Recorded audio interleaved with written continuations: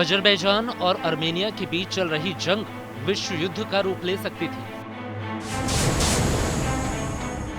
लेकिन रूस की समझदारी की वजह से ऐसे हालात से दुनिया बची हुई है। जब जंग शुरू हुई थी तब सबने यही अनुमान लगाया था कि रूसी राष्ट्रपति व्लादिमीर पुतिन अपने मित्र आर्मेनिया का साथ देंगे, लेकिन ऐसा करने की जगह उन्होंने युद्ध विराम करवाने पर जोर दिया।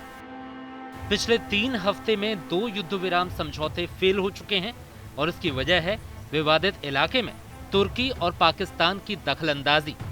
तुर्की और पाकिस्तान की वजह से ही युद्ध विराम समझौते टिक नहीं पा रहे हैं। आपको याद होगा कि युद्ध शुरू होते ही तुर्की ने ऐलान कर दिया था कि वो इस जंग में अजरबैजान की हर संभव मदद करेगा। तुर्की पूरी तरह से अजरबैजान के साथ खड़ा है। हम अजरबैजान की हर संभव मदद के लिए प्रतिबद्ध हैं। हम बहुत करीबी 2 देश हैं। दरअसल हम ऐसा मानते हैं कि हम एक राष्ट्र 2 अलग अलग स्टेट हैं, क्योंकि तुर्की और अजरबैजान के संबंध बहुत ही अनूठे हैं। आर्मेनिया या किसी दूसरे देश द्वारा अजरबैजान पर हमले की स्थिति में हम अजरबैजान के नागरिकों और सरकार के साथ खड़े हैं। तुर्की के इस ऐलान की फ्रांस समेत कई देशों ने तीखी आलोचना की थी।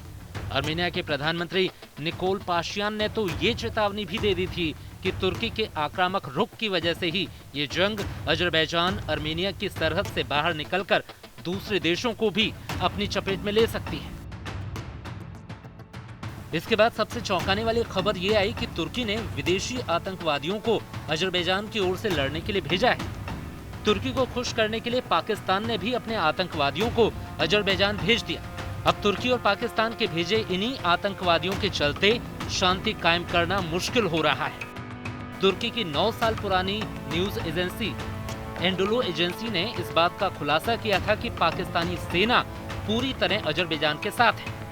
पिछले पखवाड़े पाकिस्तान में अजरबैजान के राजदूत से मुलाकात में पाक आर्म फोर्स के चीफ जनरल नदीम राजा ने यह भरोसा दिया था कि पाकिस्तान के प्रधानमंत्री इमरान खान ने भी ट्वीट कर अजरबैजान का समर्थन किया है। तुर्की को खुश करने के लिए पाकिस्तान ये सब कर रहा है और उसने इसलिए अपने आतंकवादियों को अजरबैजान की ओर से लड़ने के लिए भेज दिया।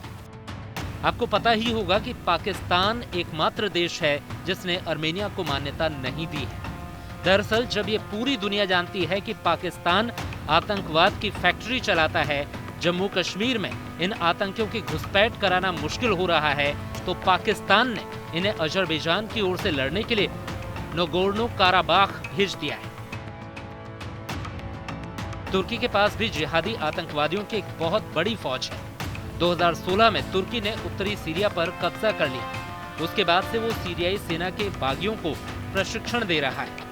आरोप तो ये भी है कि सीरिया और तुर्की के कुर्दों के खिलाफ तुर्की की ISIS के साथ भी गठजोड़ है। तुर्की और पाकिस्तान के दखलंदाजी के चलते नगोर्नो काराबाख में शांति कायम नहीं हो पा रही है।